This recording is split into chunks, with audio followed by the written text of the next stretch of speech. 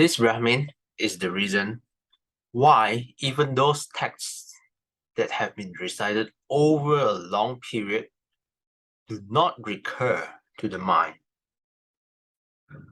let alone those that have not been recited.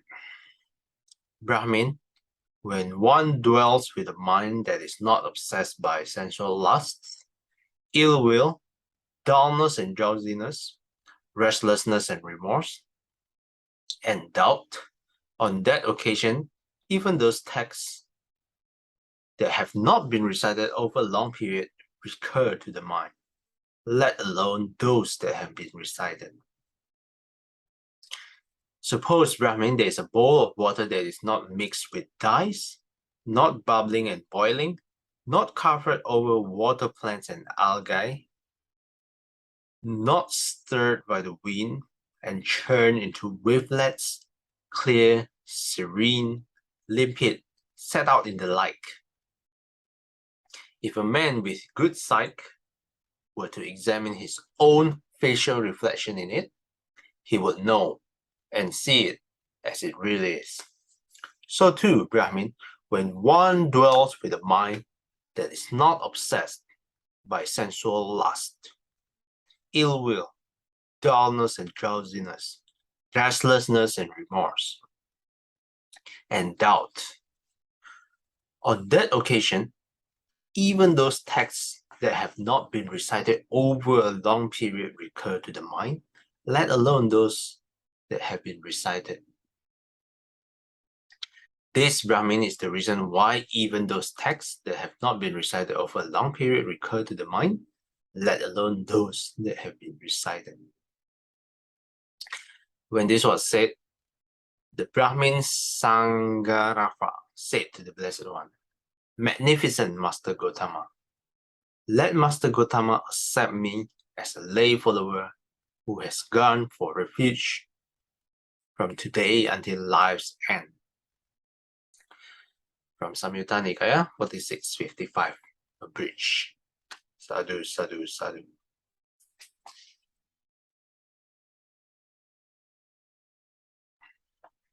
Okay, with that, we finish reading the sutta about the 5 hindrances and the similes for each of the hindrances. Sister Sakya, would you like to continue? Number 4, the refinement of the mind. There are, O monks, gross impurities in gold, such as earth and sand, gravel and grit. Now the goldsmith or his apprentice first pours the gold into a trough and washes, rinses, and cleans it thoroughly.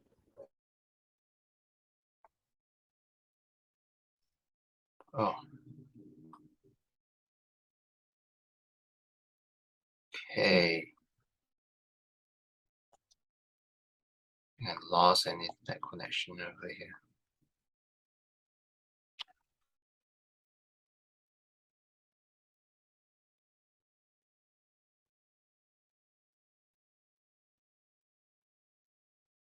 Test.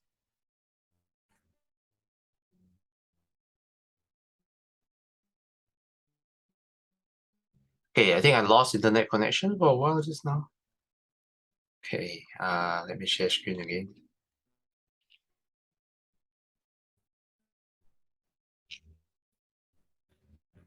Okay, just now I lost Saikyang at Saikyang. No worries, I think I just repeat. Okay, sure. 4, the refinement of the mind. There are, O monks, gross impurities in gold, such as earth and sand, gravel and grit. Now the goldsmith or his apprentice first pours the gold into a trough and washes, rinses, and cleans it thoroughly. When he has done this, there still remain moderate impurities in the gold, such as fine grit and coarse sand. Then the goldsmith or his apprentice washes, rinses, and cleans it again. When he has done this, there still remain minute impurities in the gold, such as fine sand and black dust. Now the goldsmith or his apprentice repeats the washing and thereafter only the gold dust remains. He now pours the gold into a melting pot, smelts it, and melts it together. But he does not yet take it out from the vessel, as the dross has not yet been entirely removed and the gold is not yet quite pliant, workable, and bright. It is still brittle and does not yet lend itself easily to molding. But the time comes when the goldsmith or his apprentice repeats the melting thoroughly, so that the flaws are entirely removed. The gold is now quite pliant, workable, and bright, and it lends itself easily to molding. Whatever ornament the goldsmith now wishes to make of it, be it a diadem, earrings, a necklace, or a golden chain, the gold can now be used for that purpose. Thanks, Sister Sakya. Okay, so here the Buddha starts with describing how the goldsmith actually make a gold and how the goldsmith have to remove all the impurities, and there's some techniques involved. Nowadays, I'm not sure if the goldsmith still do it like this. Probably there's some modern factory technique already. But this was how it was done during the Buddha's time. Maybe some still do. Maybe some goldsmiths still do it this way. I think now it's different. They make it into those that, found the gold. They probably would have washed away the coarse and the first layer, I would say, before really going into the goldsmith pan. I think the goldsmith nowadays just, make into molding rather than wash the earlier parts, the coarse part and all that. Probably, I think machine has taken over all this washing. Previously, probably they have to really use, manual to do that. Yeah, I'm thinking because improvement in technology. Yeah, likely most modern jewelry would be done in the using machine, but probably there's some traditional part of the world that still does it in a very traditional way. Yeah, but I agree with Sakya. But anyway, the point here is this was how it was done during the Buddha's time, and we will see how this is related to the refinement of the mind. Sister Aikim, would you like to continue? Okay. It is similar, monks. With a monk devoted to the training in the higher mind, there are in him gross impurities, namely bad conduct of body, speech, and mind. Such conduct an earnest, capable monk abandons, dispels, eliminates, and abolishes. When he had abandoned this, there are still impurities of a moderate degree that cling to him, namely sensual thoughts, thoughts of ill will, and thoughts of harming. Such thoughts an earnest, capable monk abandons, dispels, eliminates, and abolishes. When he had abandoned this, there are still some subtle impurities that cling to him, namely thoughts about his relatives, his home country, and his reputation. Such thoughts an earnest, capable monk abandons, dispels, eliminates, and abolishes. When he has abandoned this, there still remain thoughts about the teaching.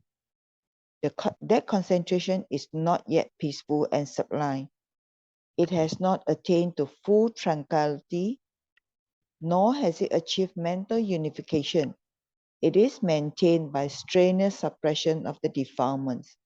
But there comes a time when his mind becomes inwardly steadied, composed, unified, and concentrated. That concentration is then calm and refined. It has attained to full tranquility and achieved mental unification. It is not maintained by strenuous suppression of the defilement. Okay. Then, Thanks, Sister Aikim. Okay, so this is how similar when the monk trains. Firstly, gross impurities have to remove straight away. What is that? Bad conduct of body, speech, and mind.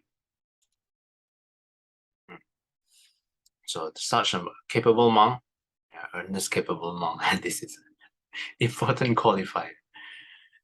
Abandons, dispels, eliminates, and abolishes. When he has abandoned this, there are still impurities of a moderate degree that cling to him. Yeah, what are those? Can we highlight this first? Sensual thoughts, thoughts of ill will, and thoughts of harming. Footnote number 15. These are the three wrong thoughts, opposite of right thought or right intention. Second factor of the noble evil path. See the previous chapter, chapter 7, section 2. Or we can also see the previous book that we read.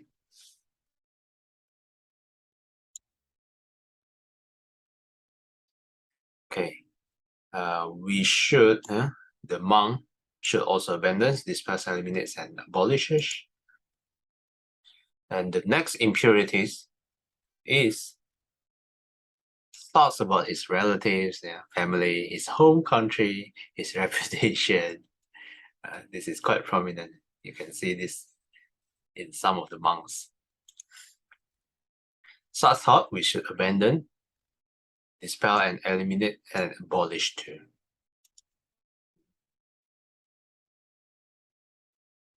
Afterwards, there still remain thoughts about the teaching. Footnote number 16. Dhamma Vitaka, MP, the commentary, takes this to refer to the 10 corruptions of insight, but it seems more natural to understand it simply as obsessive reflections about the Dhamma. Probably some monks are very into scholarly study of the Dhamma, which is by itself is not bad, but probably that monk forgot to practice, forgot to meditate. Just learn every day, but it doesn't go all the way.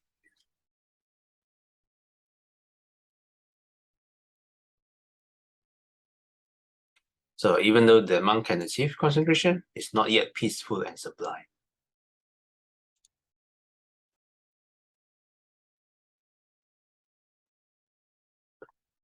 Okay, I'll continue. Then, to whatever mental state realizable by direct knowledge, he directs his mind. He achieves the capacity of realizing that state by direct knowledge, whenever the necessary conditions obtain. Footnote number 17. This refers to the preliminary conditions for the sixth direct knowledge, abhinya, to be described just below. The preliminary condition for the 5 mundane direct knowledges is the 4th jhana. The preliminary condition for arahantship, the 6th direct knowledge, is insight. This direct knowledge alone is supramundane.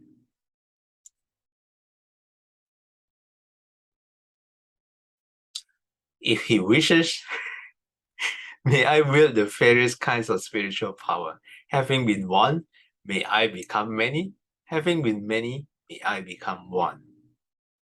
May I appear and vanish, go unhindered through a wall, through a rampart, through a mountain as if through space, dive in and out of the earth as if it were water.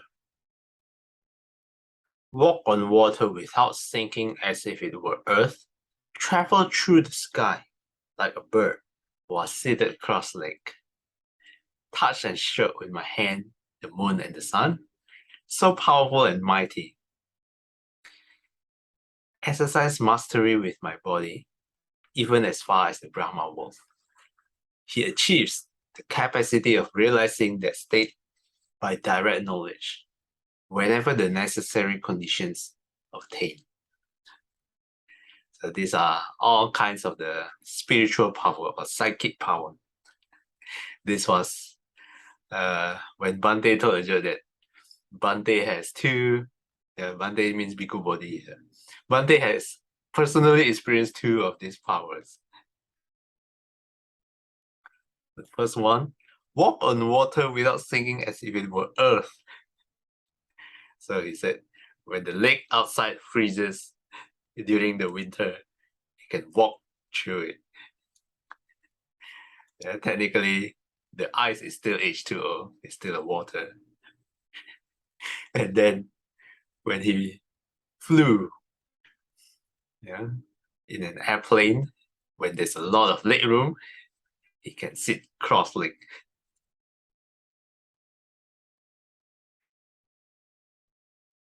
Okay, but these are all kinds of the spiritual power that the Buddha mentioned. Sister Sakya, would you like to continue? Okay, the second one. If he wishes, with the divine ear element, which is purified and surpasses the human, may I hear both kinds of sounds, the divine and human, those that are far as well as near. He achieves the capacity of realizing that state of direct knowledge whenever the necessary conditions obtain. And the third one, if he wishes, may I understand the minds of other beings, of other persons, having encompassed them with my own mind. May I understand a mind with lust as a mind with lust, a mind without lust as a mind without lust, a mind with hatred as a mind with hatred, a mind without hatred as a mind without hatred, a mind with delusion as a mind with delusion, a mind without delusion as a mind without delusion, a contracted mind as contracted, and a distracted mind as distracted, an exalted mind as exalted, and an unexalted mind as unexalted, a surpassable mind as surpassable, and an unsurpassable mind as unsurpassable, a concentrated mind as concentrated, and an unconcentrated mind as unconcentrated, a liberated mind as liberated, and an unliberated mind as unliberated. He achieved the capacity of realizing that state of direct knowledge whenever the necessary conditions obtain. Okay, thanks, Sister Sakya. Thank you. As he was waiting for me to give the cue.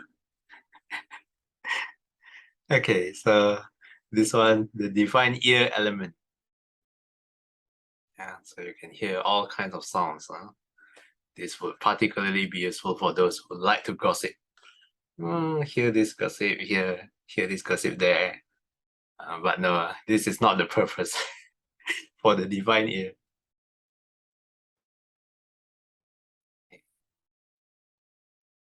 So this one is all about the states of mind. Understand the minds of other beings and then encompass their minds with my own mind. Yeah, this would probably be useful for those gossipers as well. Directly knows the other's mind. But again, this is not the purpose. So here, there's a lot of states of mind. Yeah, mind with lust, mind without lust, yeah, and so on and so forth. Mind with hatred, mind without hatred, yeah, all in pair. With delusion, without delusion, distracted, undistracted, yeah, and all the way until liberated mind and unliberated mind.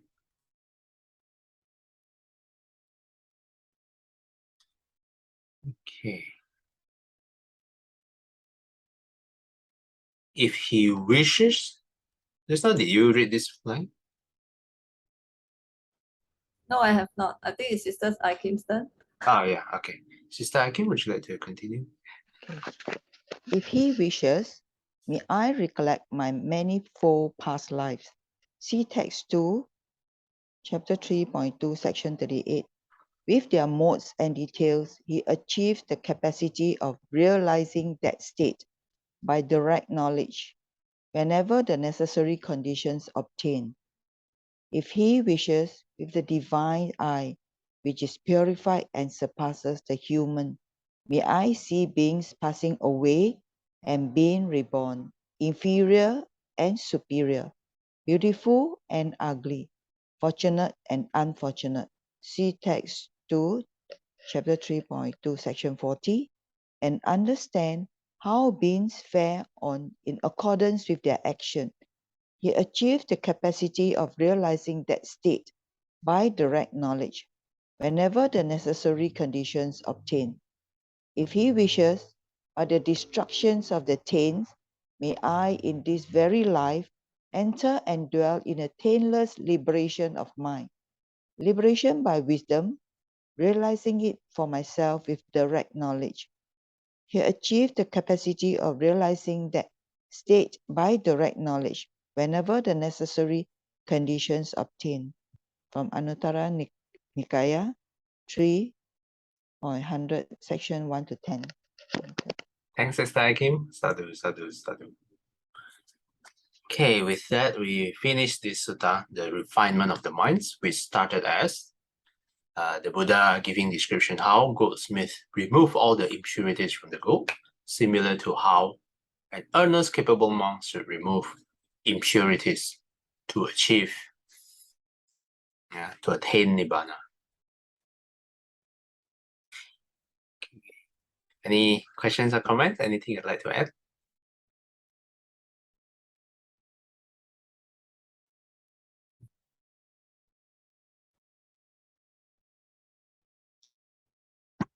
Hey, not what Sister Second like to do the dedication.